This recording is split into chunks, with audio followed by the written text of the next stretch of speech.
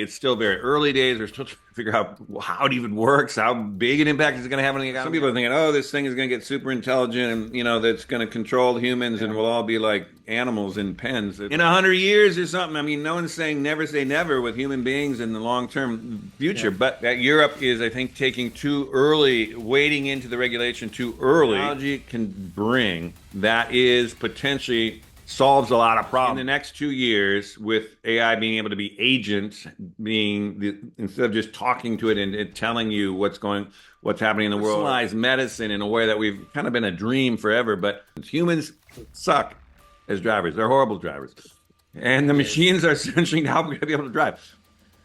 That cell phone in your hand here, this thing is a supercomputer. That would have cost, 20 million. The great progression to me is in the next 25 years, the world's going to go through a great period of progress.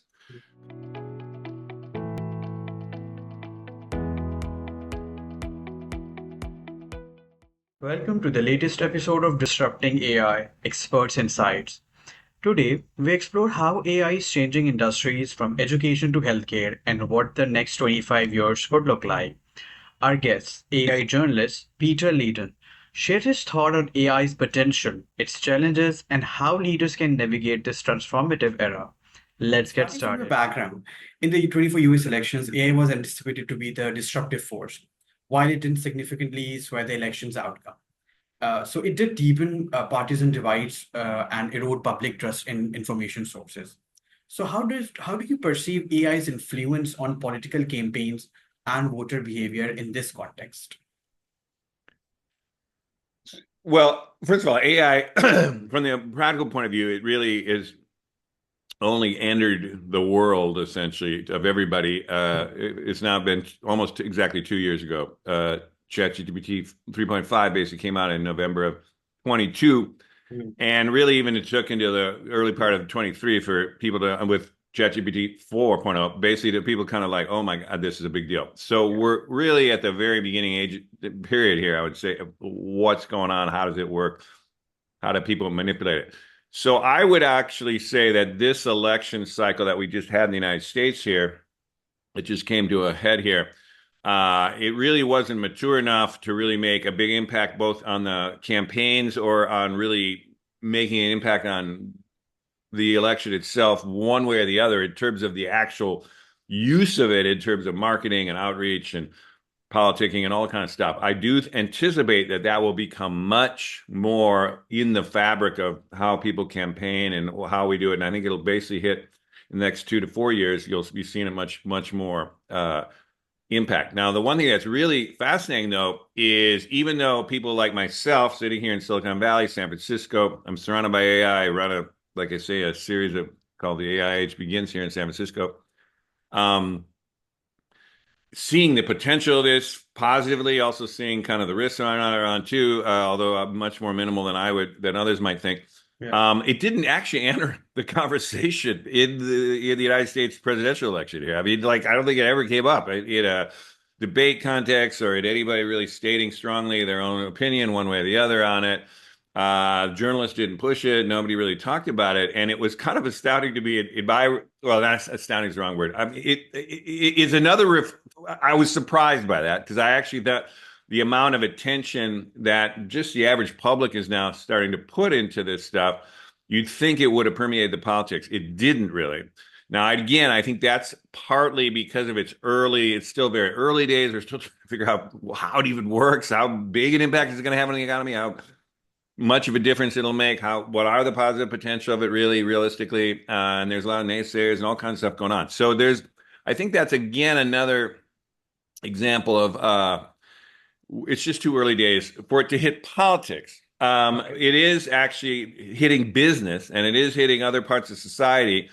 And this is very similar, by the way. I was also here. I've been here for 30 years. I came out to kind of work at the early Wired magazine. So I've kind of been through the version of this that was the internet, the very beginning of the internet. And the same thing happened with the very beginning of the internet was, there's a lot of interest around it and a lot of public scrutiny and all that.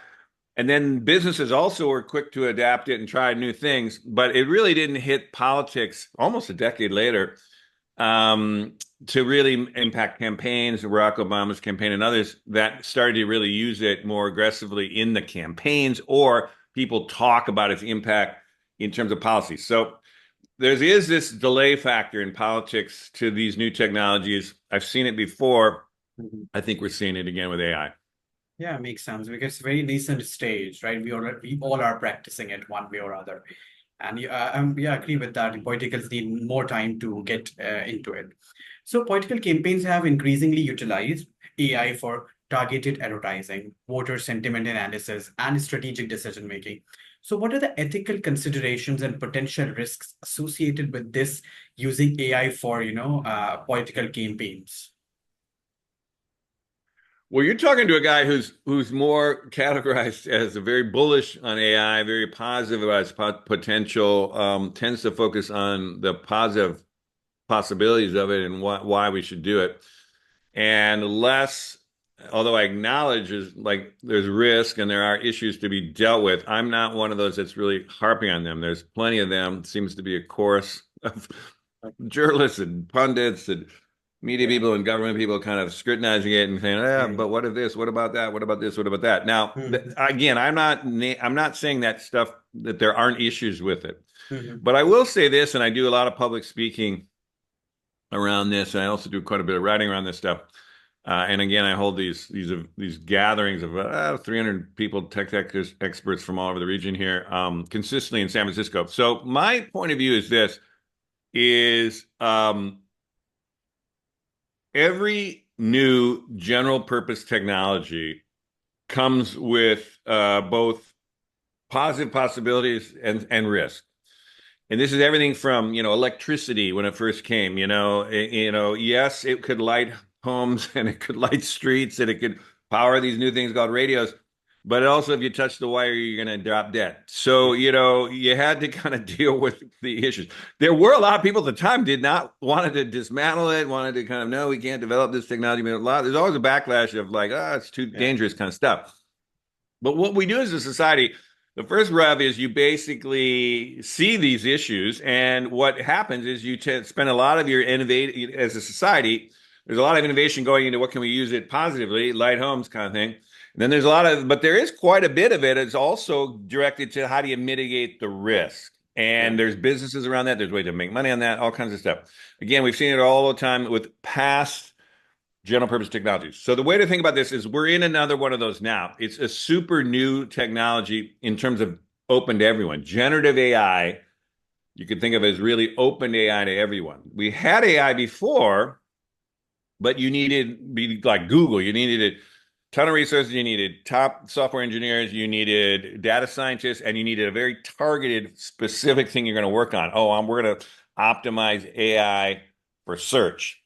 And then, of course, it worked and it's very good, but it wasn't like you could take that and move it to anything and try anything. And it wasn't like anybody could just talk to it and make it do what it wants to do for themselves. So anyhow, the big bang of AI started really 2 years ago. So we're in that period now where everyone's kind of trying to parse through these two things. What's Yeah. good about it and what can it do? And there's a ton of energy of that. That's the bulk of my energies in that space. And then there's a bunch of people saying, yeah, but there's all these risks. So when it comes down to, you mentioned the ethical things, there are some issues. So some of the more prevalent ones that people have been talking about is like bias. In other words, say, well, in these general large language models, they've been scraping the internet, and all the data that goes into it is also data that is, tends to stereotype certain kinds of people or kind of distort kind of what we think about the world and makes some people look better than others. And that's a bad thing. That's a bias. Now, one thing about that is, and that, it is true, there's examples you can show about how that works. But what people don't also think about is as soon as that is pointed out, all these engineers are then trying to figure it out, to reach it, tool it, and to kind of filter it, and to push back on it, and to train it differently, and to kind of, feed it different kind of data, and to, counteract it, and human oversight. And there's a bunch of stuff going on that is mitigating that racial bias, for example, or the bias is one thing. To me, just in broad strokes, to me, that is essentially a software engineering challenge that is getting fixed. I mean, that is not one that in 2, 5, 10 years you're going to be. That's still the problem with AI. That the problem with that is because we scraped the goofy internet of all the data to train the thing for the first time. Yes. And so there's a lot of nutcases out on the internet. And so it was trained on nutty stuff. But as we refine this, that is an issue that is not going to be an issue, in my opinion. It's an issue maybe right now, and we should spend time on that.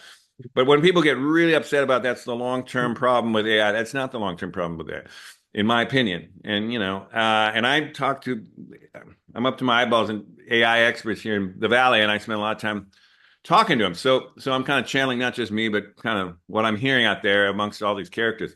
So there are ethical issues, and there are things that we got to be thinking about, new norms, and all that stuff. I absolutely, but I would say don't get too caught up in those issues when we're in this baby step phase of AI. I also think this kind of, I don't know if we'll get into it, but different governments are trying to figure out how early to regulate it.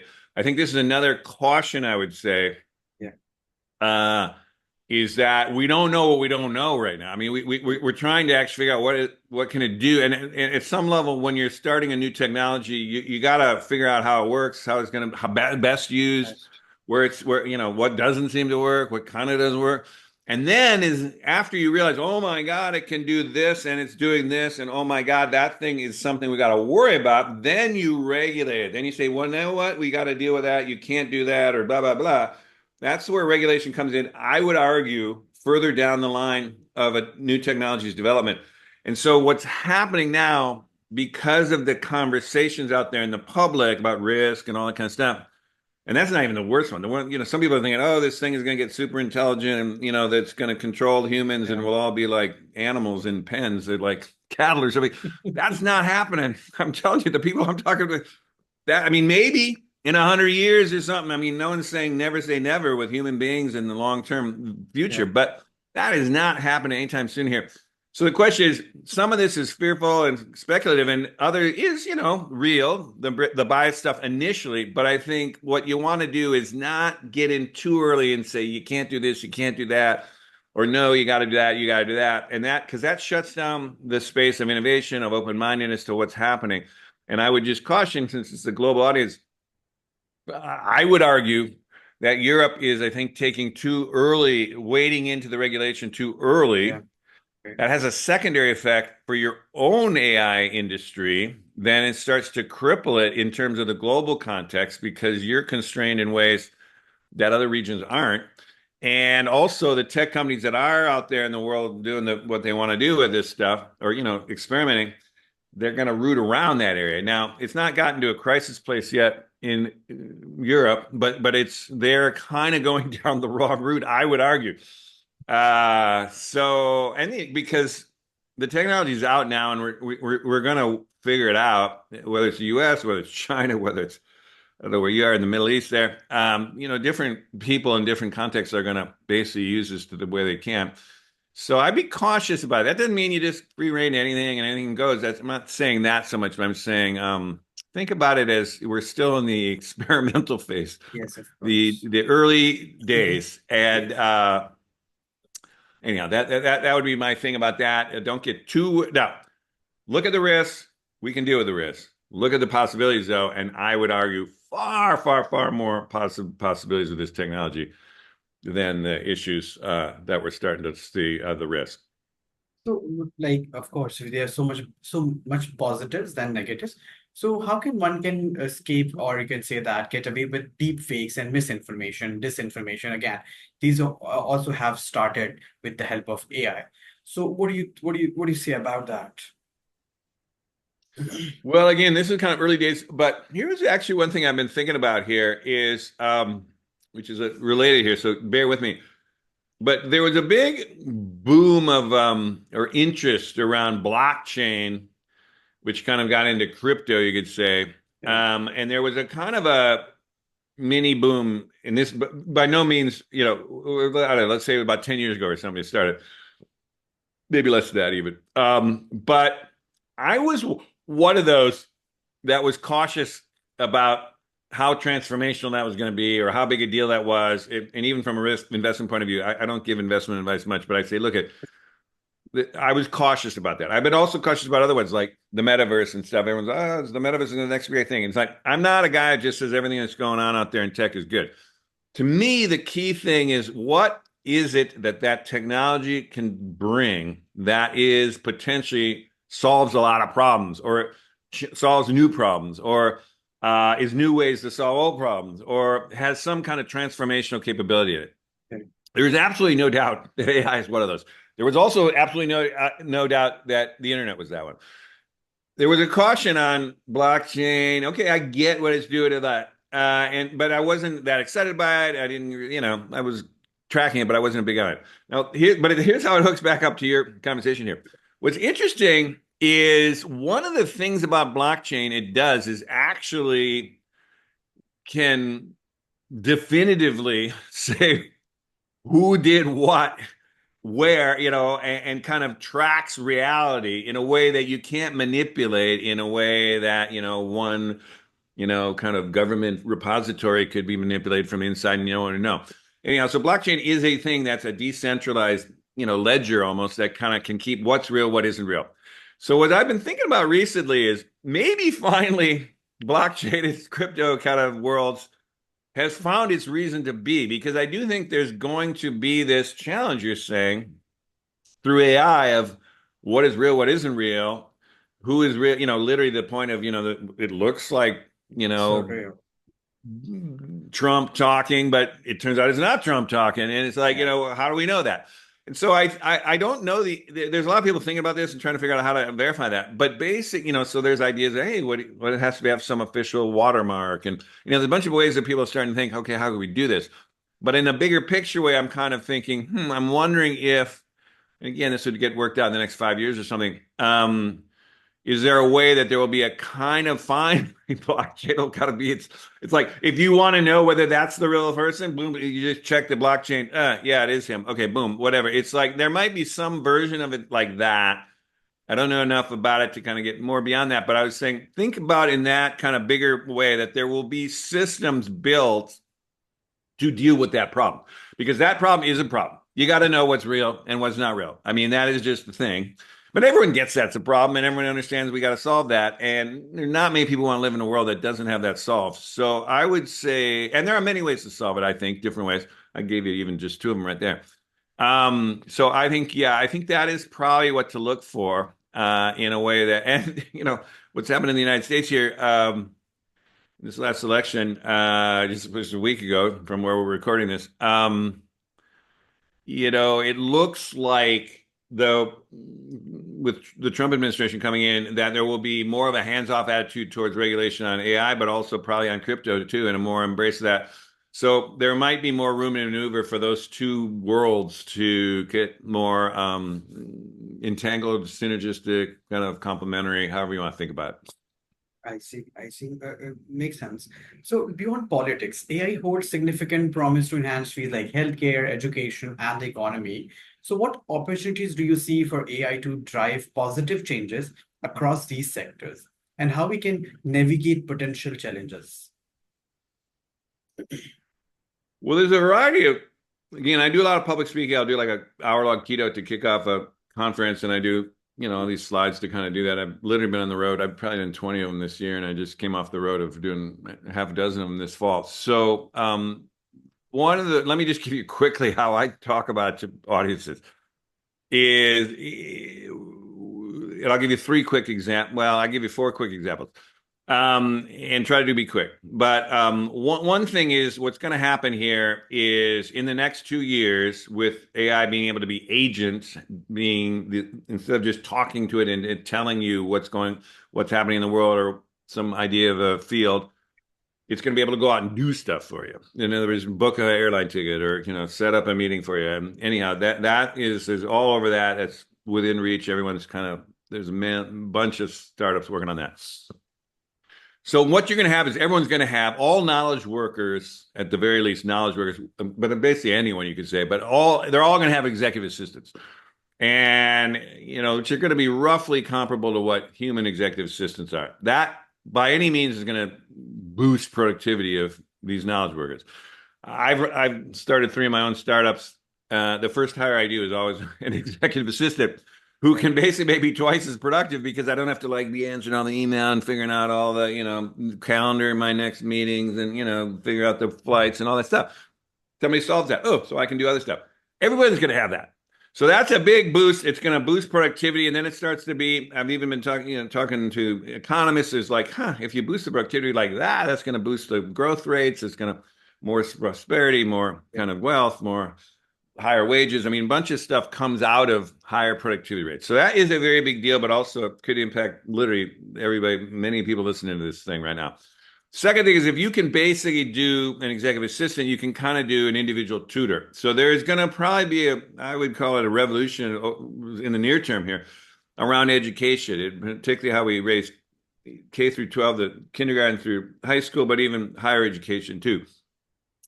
And that's a very big deal because now you're going to basically have, we have seen it through studies repeatedly that when you have a human, when you give any kid in a class, even the kids who are failing, the kids who are in the middle can't kind of get what's going on.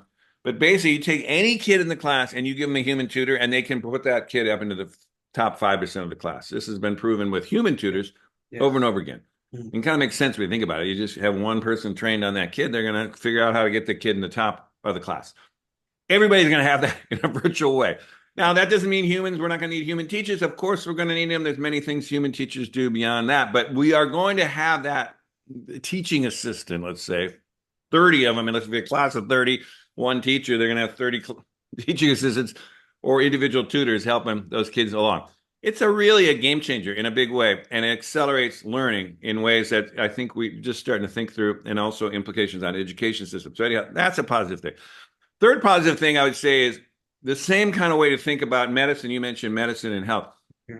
We're going to have personalized medicine in a way that we've kind of been a dream forever, but it's just not been ever to be able to be realized. I mean, in other words, I'm a guy, I'm in an advanced economy here. I live in San Francisco, but I go to the doctor like once a year, If I get something wrong with me, maybe I'll go more, but, he does a few tests, boom, boom, boom, and then I wait till next year, right? But with, again, the kind of idea of AI being able to monitor me by the day and give me suggestions and pick up all kinds of stuff. And it's like you got a personalized medicine, you're going to have that with you. And of course, that's going to impact your health. It's going to do all kinds of, plus it's going to bring the cost down of healthcare, because instead of this super expensive doctor who has got to, deal with 10,000 people, you could have these things kind of dealing with a lot of the lower level health stuff. And then the doctor you get once a year, you'd still maybe do that, or maybe, maybe you'd have more time to actually see a couple times a year. You could get more nuanced things from the humans. So anyhow, the point is, there's 3 examples of just average people are going to feel this thing. Yeah. I'll give you last final one is autonomous vehicles. What essentially AI is allowing us to do now is to essentially drive cars. And it's happening here in San Francisco. If anyone from the world comes to San Francisco now, you can download the app, you get a Waymo taxi. Waymos are driverless taxis here. Every inch of the city you can go any time of the day. There's tons of them. People love them. There hasn't been one person killed from it, and all kind of people, but why, isn't it going to kill people? No, it's actually way better than humans. Humans suck as drivers. They're horrible drivers. And the machines are essentially now going to be able to drive. This is actually going to have, implications on, if you actually have that kind of driverless thing in cities, everyone might not need their own car. I mean, all kinds of implications of that. Also, it has a lot to do with trucking, long-term trucking. Nobody wants to be truckers, I shouldn't say nobody, but they're having a hard time getting these truckers, which will be on the road for 3 weeks at a time away from your family and stuff.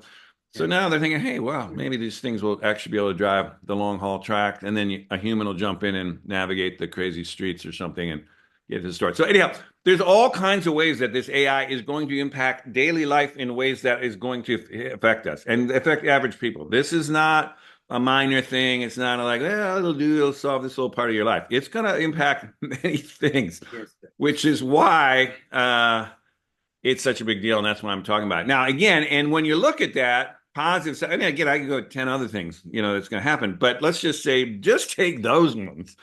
If those things are possible, not just possible, they're within reach. It's happening. Definitely. Then would you really want to shut all that down to say, yeah, but it's kind of seems to be biased, or blah blah blah. What happens if it gets in the hands of the bad guy or something?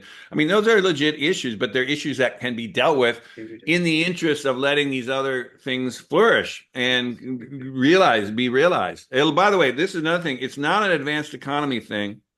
For anybody who's, I don't know what your reach is or who you're talking to here, but I would just say literally because they're technologies, the cost of these things drive down. Just like that cell phone in your hand here, this thing is a supercomputer, that would have cost, 20 million bucks 20 years ago, is now anybody in the world's got it for, whatever. You can save up and get it wherever you are in the world.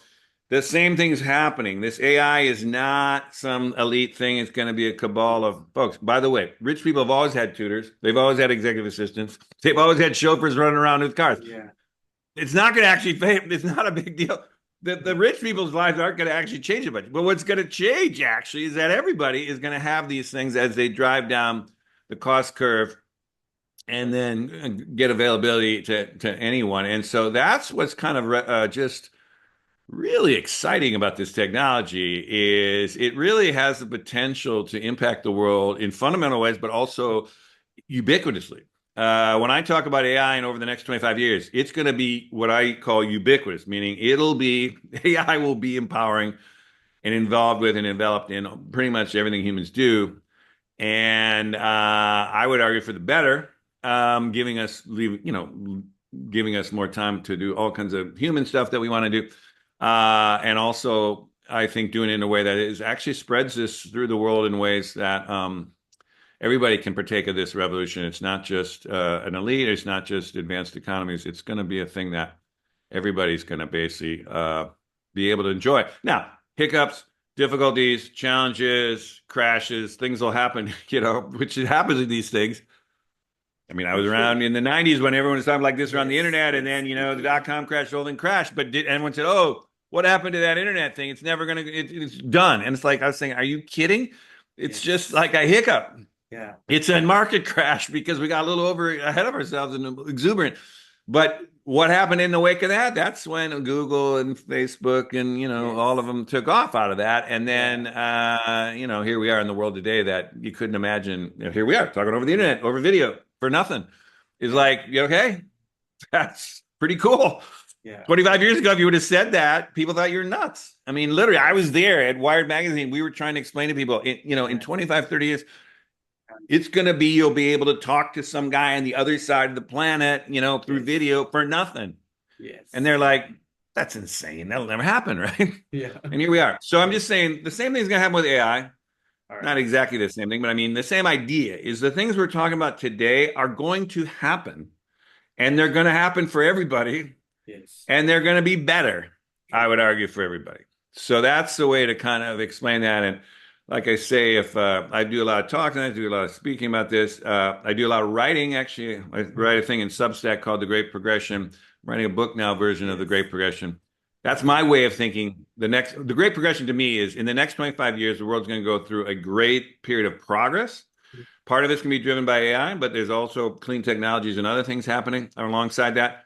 And I think people are underestimating what's on the horizon here and what we're going to do. And I think the earlier you kind of tune into that and rethink it with yourself and kind of get positioned to take advantage of it, make the most of it, the better off you'll be, would be my advice. I see. Of course, I think with more and more AI, the humans will become more humans. Now humans are like machines. So when machines take over their position with AI, definitely humans will be more humans, would be more doing the work of humans, right? That I we are couldn't actually agree missing more. yeah. No, So totally that- agree more. I mean, what are I mean, humans are good at all kinds of stuff. We're empathetic, we're emotional, we're Yes. creative, there's a million things you could go that are not what machines do. Yeah. And so anyhow, I agree with you. I think honestly, the long-term implication of this is a lot of think of it as boring or tedious or dangerous work essentially that humans do will increasingly be done by, think of it as AI as the knowledge work, but also eventually robots Robots are, going to take a little longer because navigating the physical world in a robot is more challenging than just, talking to you through ChatGPT. But that said, it's a continuum, and that'll happen too.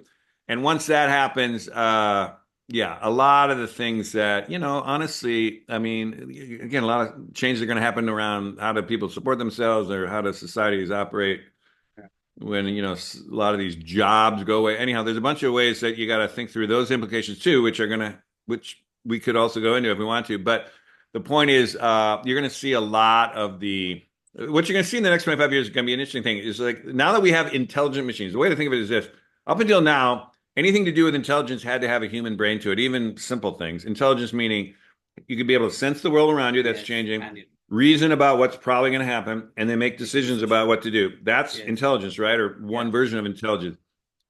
Machines could never do that until now. And now they can. And so now we got to start thinking, all right, well, what things could the machines do using, that, has been too tedious or, boring or whatever that humans don't want to do. And what things should humans do? And so that's kind of the sorting process that's going to happen for 25 years here. And there'll be drama around that because some guy, won't know how to make a living after, moving on from the, the robot taking over his thing. I mean, there's going to be issues. I don't want to minimize the idea that this is a lot of stuff going on here, but it's doable. It's a transition. It's one we've been through as humans many, many, many times. I mean, it used to be, hey, I raised horses and the late 19th century, and then the car came along, and it's like, my living went, and everybody was in cars, and nobody's, needed horses. Well, okay, I have to do something different. I mean, whatever. It happens over and over again with technologies. So we're just in another one of those. And, in my opinion, let's go. Yeah, you just created a very good analogy of coming 25 years. Sorry. Yeah, just been through like the great progression. So, drawing from your extensive experience, what advice would you give to emerging leaders how to embrace AI as a force of societal good? Well, the leaders, meaning like government leaders or business leaders or both, as in general, leadership. Okay, well, here's what I would say. I mean, I kind of made the case, so I won't make it again, about this is far more good than bad is coming out of this. But that said, it's going to be a lot of change because this isn't just, how to say this?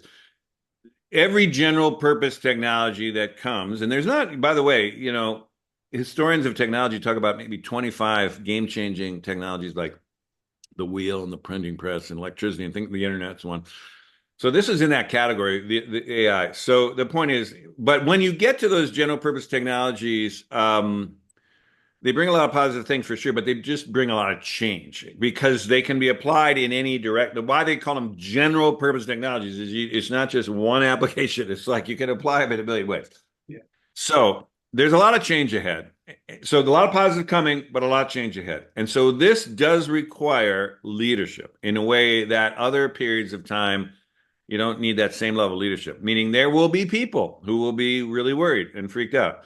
There will be people who will be going through a tough transition, kind of leaving behind the way they did stuff.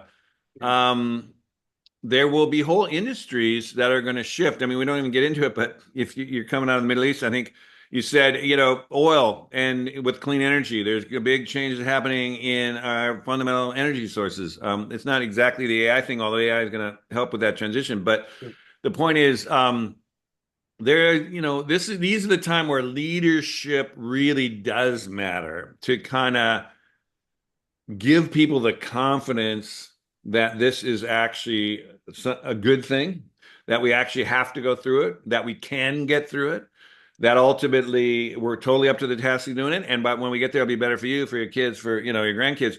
And so it's a kind of a moment of transition, whether it's a business and you're saying, hey, our business can make this transition to an age empowered by AI. We're going to thrive in that world. We're going to do it. It's going to be different than how we thrived in our 20th century kind of model world. But this is going to be a way we can do it as a business. And then also from a government point of view, or, we can do it as a society. We can do it as a community. Whatever level your leadership kind of lands, it's a time for you to do that. Now, there will be leaders, so-called leaders, who will actually take advantage of people's fears of this, and they will, um, they will freak people out about it. Could get people lathered up about it that this is bad. We don't want to do it. Oh my God, what's happening? You're watching that. I would argue in broad strokes, that is one of the things that is driving that you could call it political turmoil all over the world. In the United States, we just had this crazy, polarized, completely passionate, presidential election. But Europe's been totally inflamed with these things too in different regions. Again, your region, you could have your own version of what some of this is going on. It's happening in Brazil. It's happening all over the place. Yeah. And so the reason is because there is largely speaking, I would say, there's been a 20th century world, a system that kind of worked in the 20th century, roughly, that is having a hard time adapting and can't really adapt fully to the 21st century and the new challenges of climate change and all kinds of stuff. And so that is floundering, it's falling apart, it's kind of, not, all kinds of stuff breaking down in that world. This new world is not totally figured out. We don't really understand exactly how the next thing is going to work. Like I'm just telling you, we're just trying to figure out AI, we're trying to figure out clean energies, we're trying to figure out all kinds of stuff. But so this is a particularly important time for leaders to, I would argue, help people make this transition, kind of lead into this new world, be innovative, be open-minded, be innovative, be kind of creative, but also of how you can adapt and make the most of those opportunities of the next thing, rather than freaking people out and getting them scared and making them cling to the thing in the past. Yeah. That said, is no one, there's going to be a crew that's not going to listen to me. And so anyhow, that's going to happen, and we're already seeing it. There are people saying, "No, we got to go back. No, shut it down. No, we're not going forward." Make America great again is its own version of stuff. I mean, anyhow, there's a bunch of stuff here in the States, but it's happening in England. It's happening all over the place. Yeah. And I think that's a symptom of the era we're in. And so I would call on leadership of every country, including your region too, lean forward, look to the front, and kind of help people through. And there'll be ups and downs, and you'll go one step forward, two steps back, and there'll be two steps forward, one step back. I mean, it's not going to be a smooth transition. They never are. No. But we're in it. And so there's no turning back now. This isn't a matter of, okay, let's don't do this one. It's going to happen.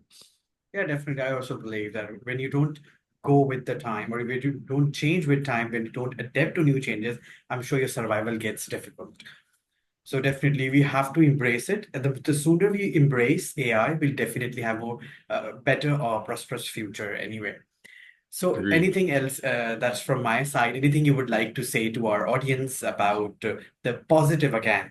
Again, you've painted a very interesting picture of using AI and of course the positive impact that we'll be having, and outrightingly the bad impacts of it, which will definitely be dealt with AI, of course.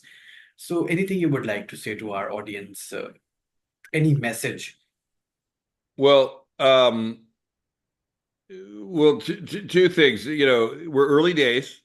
There's a lot coming.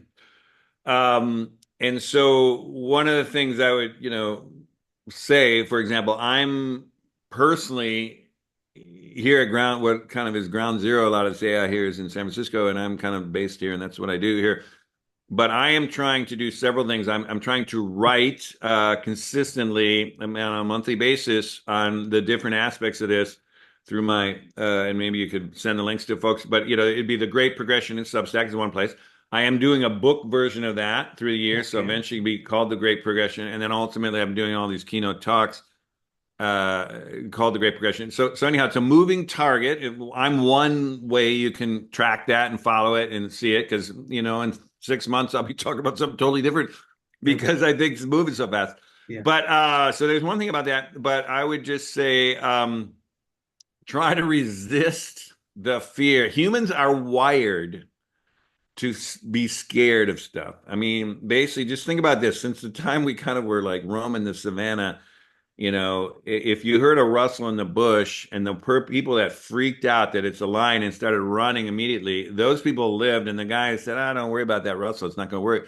and they might got eaten. And so those genes, the laid back calm genes tend to kind of go, and then the freaked out anxious genes tend to perpetuate. And so I say that kind of tongue in cheek, but it's kind of true, which is humans, from a survival point of view, are plugged to freak out about stuff, and it's kind of served them well in a world where there's a lot to be worried about. So, but in a time like this, a modern era, those instincts almost to fear stuff and to react are not well served. And they do the opposite. They kind of essentially, they give you essentially, they disadvantage you. Because these technologies, like I mentioned, have many advantages, are totally good. And so, or not totally good, but, have many advantages and are opening up huge opportunities. So the people that kind of get over their fears or their anxiety, kind of lean into, hey, this is actually pretty interesting. Those people are going to thrive. And it's not, them and their families and their clans and their whatever communities, whatever. That's the future is going there, one way or the other. And so if you get too freaked out, oh no, I'm good, I'm not going to go down that road, and and I'm going to hang on to this, hang on to that, okay, you can do that, but I would say you're not going to be well served, particularly at a juncture like this, because it's a big juncture. So I would just say, even if you kind of you're nervous, even if you have that kind of riled up kind of feeling, like, try to stay calm, try to stay centered, listen to somebody like me and others, and just try to look into the positive possibilities here. And just remember, we've been through this over and over and over again. Humans have done this from the beginning. We are constantly adopting new technologies. We are constantly making the world better through those. We are constantly at these junctures. We've been it over and over and over again. And this is just the latest one. It's a big one. It's bigger than many of them that we're going to have seen in our lifetime. But by no means is it it's difference in kind. It is another one of these things. It's a step change in our capabilities, but we can make it and you can make it. And so I would lean forward. And that's what I would say. And good luck with this. And, maybe another time we'll have another conversation. In a year here, we'll be, oh my God, we've got many more things to talk about. Yeah, we definitely would love to.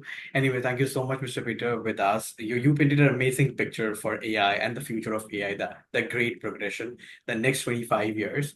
Thank you so much for your time, and wish you good luck for all your endeavors. Of course, you've been working on the book and all of the things that you're working for. Thank you so much. Wish you good luck.